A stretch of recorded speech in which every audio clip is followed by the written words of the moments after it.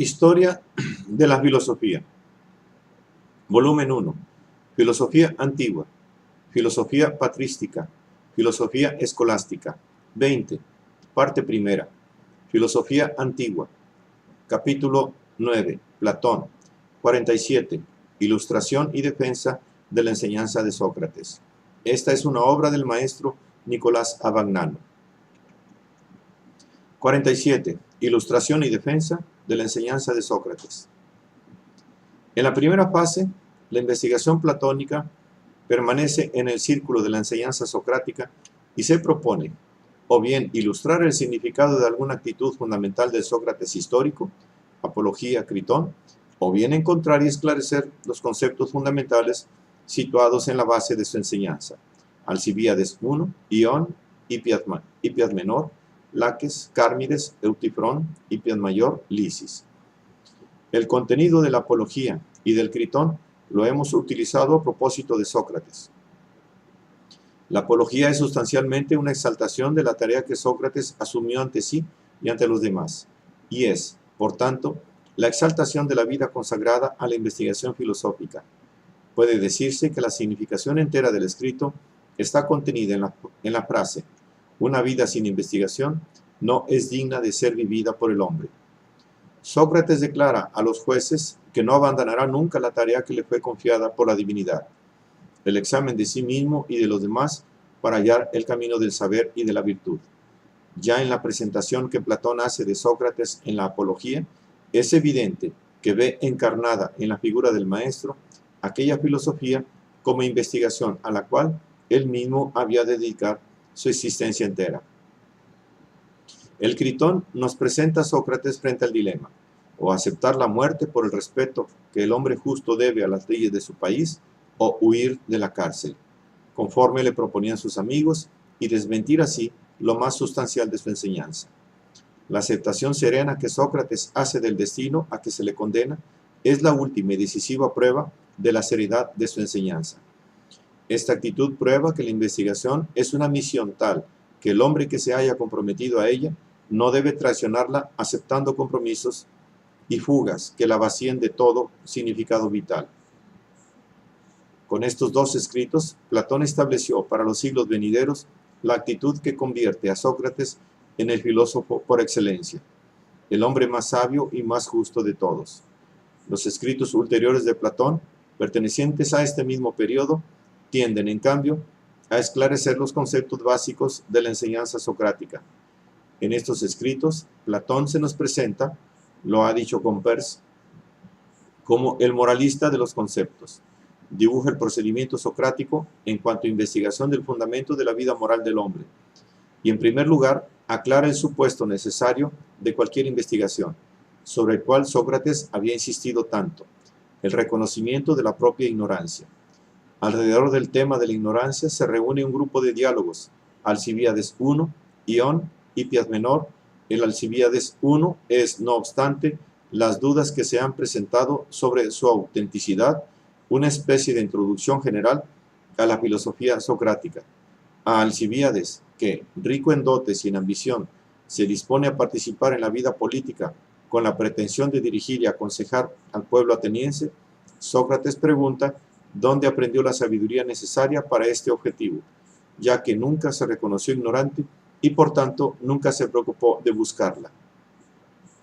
Alcibíades se encuentra todavía en la ignorancia, en la peor de las ignorancias, la de aquel que no sabe que es ignorante, y de ella solo puede salir aprendiendo a conocerse a sí mismo, esto es, su propia alma. Únicamente por este camino podrá alcanzar el conocimiento de aquella justicia que es necesaria para gobernar un Estado y sin la cual no hay políticos, sino politicastros vulgares que se engañan a sí mismos y engañan al pueblo. Este tema de la ignorancia inconsciente es también el de Ión. Ión es un rapsoda que se vanagloria de saber exponer muchos y bellos pensamientos sobre Homero y de ser, por tanto, competente respecto a todos los temas de que trata la poesía homérica.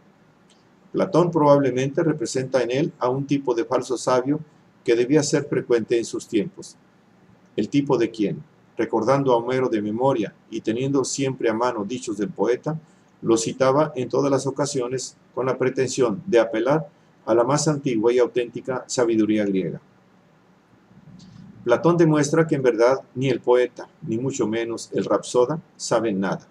El uno y el otro hablan de tantas cosas no en virtud de su sabiduría, sino en virtud de una inspiración divina que se transmite de la divinidad al poeta, del poeta al rapsoda, del rapsoda al oyente, como la fuerza de atracción del imán que pasa de un anillo de hierro a otro y forma una larguísima cadena. Si el del poeta o del rapsoda fuese verdadero saber, cuando cantan la guerra, podrían mandar ejércitos y ocuparse así seriamente de todas las cosas que se limitan a cantar. Una variación paradójica del tema de la ignorancia se nos presenta en el Hipias menor, el cual tiende a demostrar que solo el hombre de bien puede ser quien peca voluntariamente. En efecto, pecar voluntariamente significa pecar a sabiendas, pecar sabiendo en qué consiste el bien y en qué consiste el mal, y escogiendo deliberadamente el mal. Pero, ¿quién sabe en qué consiste el bien? El hombre de bien, y solo él, pues, puede pecar voluntariamente. La absurdidad de esta conclusión da pie para sugerir que es imposible pecar voluntariamente y que peca solo quien no sabe qué es el bien, esto es, el ignorante. El diálogo es una reducción al absurdo de la tesis opuesta a la de Sócrates y es, por tanto, una confirmación indirecta de la tesis de que la virtud es saber. La demostración de esta tesis es el objeto de un grupo de diálogos, más importantes que los primeros. Tal demostración presupone que la virtud es solo una. Estos diálogos procuran, por esto, reducir al absurdo la afirmación de que existan diversas virtudes, demostrando que ninguna virtud, tomada aisladamente, puede ser comprendida y definida. En el Laques, esta conclusión se logra mediante el examen de la valentía u hombría, considerada la valentía como virtud particular. Es preciso definirla como la ciencia de la que se debe o no se debe temer, esto es, del bien y del mal futuros. Pero el bien y el mal son tales, no solo respecto al futuro, sino también respecto al presente y al pasado. La ciencia de los mismos no puede limitarse, por tanto, al futuro. Antes bien, concierne a todo el bien y a todo el mal. Y esta ciencia ya no es la valentía como virtud particular, sino toda la virtud. Así, la investigación que se propone determinar la naturaleza de una virtud singular llega en realidad a determinar la naturaleza de toda virtud. Tan imposible es distinguir en la virtud partes diversas. En el Cármides se efectúa la misma investigación a propósito de la prudencia y conduce a la misma conclusión. Critias, interlocutor principal del diálogo, define la prudencia como conocimiento de sí mismo, esto es, del propio saber y del propio no saber, y, por lo tanto, ciencia de la ciencia. Pero a esta definición, Sócrates opone que tal ciencia reclama un objeto propiamente suyo. Como no hay un ver que consista en no ver nada, antes bien, el ver tiene siempre por objeto una cosa determinada. Así, la ciencia no puede tener por objeto la ciencia misma, sino que debe tener un objeto propio determinado, sin el cual no sería ciencia de nada. El intento de definir la prudencia como ciencia de la ciencia fracasa, pues, dada la imposibilidad de que la ciencia se tenga por objeto a sí misma. La investigación tiende a sugerir que la prudencia, si es ciencia, debe tener por objeto el bien. Pero si es ciencia del bien, ya no es solo prudencia. Antes bien, es al mismo tiempo sabiduría y valentía, entera virtud. En el Eutifrón se examina la primera y fundamental virtud del ciudadano griego, que es la piedad religiosa o santidad.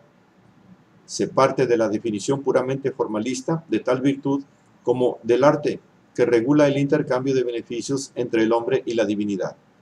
Intercambio por cuyo medio el hombre ofrece a la divinidad culto y sacrificios para obtener de ella ayuda y ventajas.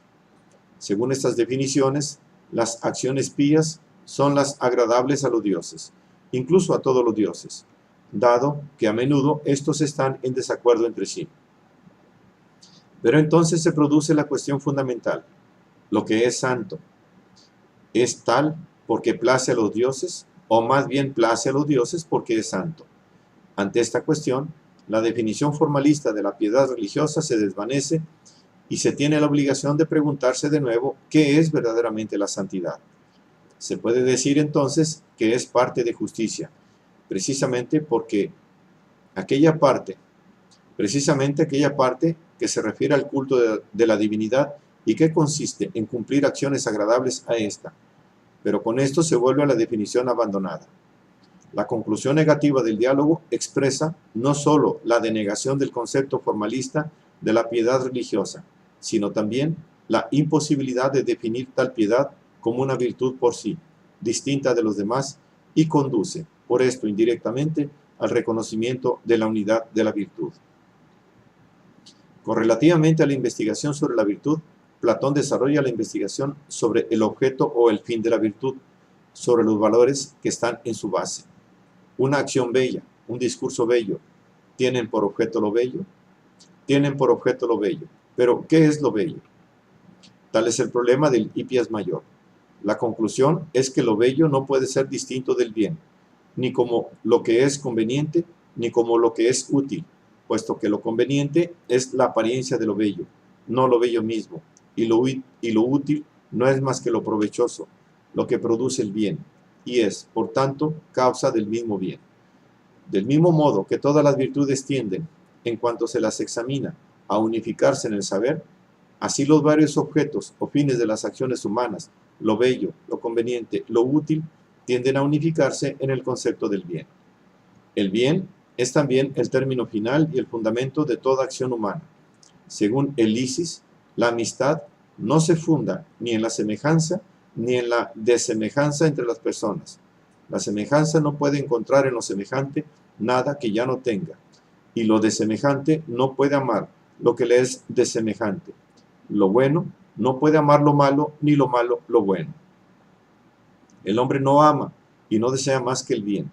Ama y desea un bien inferior con vistas a un bien superior, de modo que el bien último y supremo es también el primer fundamento de la amistad. Es más, este es únicamente el solo y verdadero amigo, mientras que las demás cosas que deseamos y amamos son solo sus imágenes. La amistad entre los hombres se funda, pues, en su común relación con el bien. Los resultados de la investigación emprendida en todos estos diálogos se pueden recapitular así. Primero, no existen virtudes particulares, sino que la virtud es una sola. Segundo, no existen objetos o valores distintos de las acciones o de las relaciones humanas, sino que el fin o el valor es solo uno, el bien. Estas dos conclusiones abren la perspectiva de la ulterior investigación platónica y representan los problemas que ésta debía debatir.